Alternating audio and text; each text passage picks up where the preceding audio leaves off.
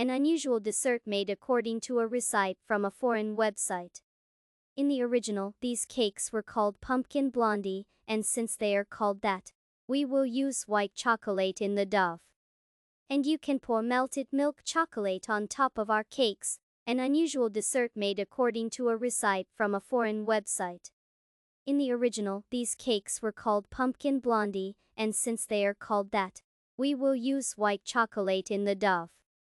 And you can pour melted milk chocolate on top of our cakes, add the pumpkin puree, add the pumpkin puree, add the dates without seeds, add the dates without seeds, puree the mixture. Add white chocolate, salt, baking powder, spices and puree again, puree the mixture. Add white chocolate, salt, baking powder, spices and puree again. We put the pumpkin chickpea mass in a baking dish. Bake for about 25 minutes at a temperature of 170 degrees. We put the pumpkin chickpea mass in a baking dish. Bake for about 25 minutes at a temperature of 170 degrees.